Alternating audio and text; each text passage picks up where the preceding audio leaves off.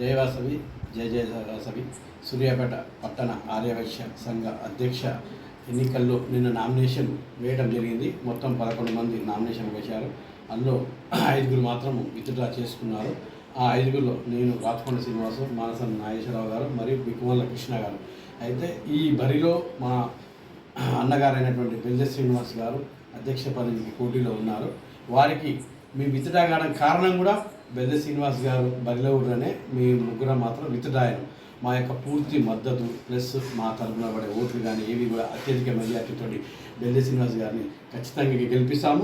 గత 7-8 సంవత్సరాల నుంచి సూర్యాపేటలోని పేద విద్యార్థులకైతే నోట్బుక్లు ఇవ్వడము ప్లస్ ప్రతి ఒక్క సూర్యాపేటలో కుల మతాలకు అతీతంగా ఎవరికి కూడా ఆడపిల్ల పుడితే 1000 రూపాయలు ప్రకటించి గత 3-4 సంవత్సరాల నుంచి ఎంతోమందికి ఆడపిల్ల పుట్టగానే వాళ్ళ ఇల్లు ఎక్కడ ఉందని జోరాడుకొని పోయి మమ్మల్ని తీసుకుపోయి కూడా 1000 రూపాయలు చేతిలో పెట్టి ఇచ్చేసి వస్తున్నాడు. అంతేకాకుండా వెలిదే శ్రీశైలం గారి జ్ఞాపకార్థంగా ప్రతి సంవత్సరం కరోనాలో కూడా పూర్తిగా భోజనాలు అందించడం, ఇంటింటికి పోయి ఇవ్వడం జరిగింది. అంతేకాకుండా కోర్టు చౌరస్తాలు ప్రతి సంవత్సరం 500 నుంచి 1000 మందికి అన్నదాన కార్యక్రమాలు చేస్తుంటాడు. అయ్యప్ప స్వామి దేవాలయ చైర్మన్గా గత 2 సంవత్సరాలు మంచిగా చేశాడు. ఈ సంవత్సరం కూడా మీరే ఉండాలని అయ్యప్ప స్వామి భక్తులు అయితేంది, ఆ కమిటీ సభ్యులు అయితేంది అని కోరినారు. అంటే రెండో దఫా కూడా ఆలయ కమిటీ కూడా 2వ దఫా కూడా వారు ఉన్నామంటే అర్థం చేసుకోండి. అంటే మేమున్న పోటీగా ప్రతి సంవత్సరం కూడా వస్తారు.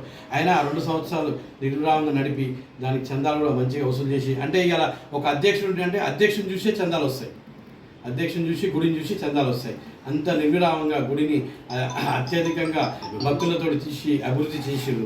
అంతేకాకుండా ఇప్పుడు సూర్యాపేటలోని ఆర్యవైశ్య సంఘంలో కూడా అధ్యక్షుడిగా మన అందరం కలిసి ఎన్నుకొని పేద ఆర్యవైశ్యులు కానీ శ్మశాన వాటిక కట్టిస్తారని ముందు చెప్పిండు. ఫస్ట్ మొదటిది ఆయన ఏంటంటే పేద ఆర్యవైశ్యుడు చనిపోతే మనం ఇలా కిరాయిలలో ఉండి వాడు పెట్టుకోవడానికి చాలా ఇబ్బంది పడుతున్నాం. దానికి స్థల సేకరణ అనేది నేను చేశాను. ఆ బాధ్యత అధ్యక్షుల వారు తీసుకుంటా అని చెప్పాడు. నాకు ఆ మాట ఇవ్వబట్టే నేను ఆయనకి సపోర్ట్ ఇస్తున్నాను. మెయిన్గా ఫస్ట్ మాత్రం అదే, తర్వాత విద్య వైద్య అన్నీ కూడా చేస్తాడు. అందుకే సూర్యాపేట పట్టణ ఆర్యవైశ్య ప్రజలందరూ ముక్తకంఠంగా చెప్పేది ఏంటంటే ప్రతి ఒక్కరు కూడా బెల్జె శ్రీనివాస్ గారికి ఓటేసి అత్యధిక మేయతో గెలిపారని మనవి.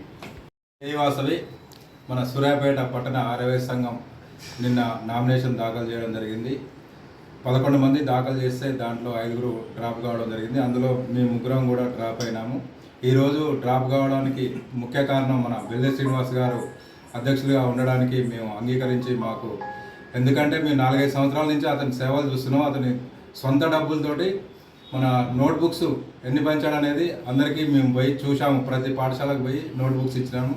ప్రతి పేదవాళ్లకు ఆడపిల్ల పుడితే 1000 రూపాయలు ప్రకటించి వాళ్ళకు మేము పోయి అందరం కలిసి అక్కడ మేము 1000 రూపాయలు ఇవ్వడం జరిగింది. మేము సాక్షాత్తు మేము ప్రత్యక్షంగా చూసినాము అతని సేవల్ని. అలాగే అయ్యప్ప స్వామి గుడి కూడా 2 సంవత్సరాలు అధ్యక్ష స్థానంలో ఉండి మళ్ళీ కూడా మీరే ఉండాలని చెప్పేసి వాళ్ళు అన్నారంటే అతని యొక్క సేవలను గుర్తించాలి.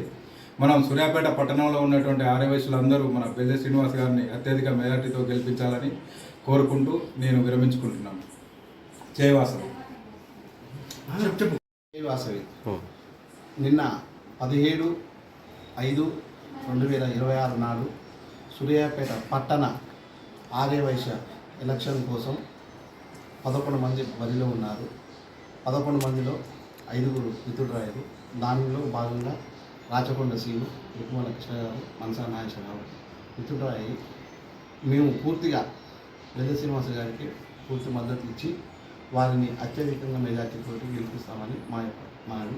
ప్లస్ దీంతోపాటు పట్టణ ఆర్యవైశ్యులు, పుర ప్రముఖులు, పెద్దలు అన్ని విధాలు ఆలోచించి ఎవరైతే పని చేస్తారో, ఎవరైతే ముందుకు సాగుతారో వారి అభిప్రాయాలు మ్యాన్ పోస్ట్ కాదు కావాల్సింది, పని చేసేటోళ్ళు కావాలి.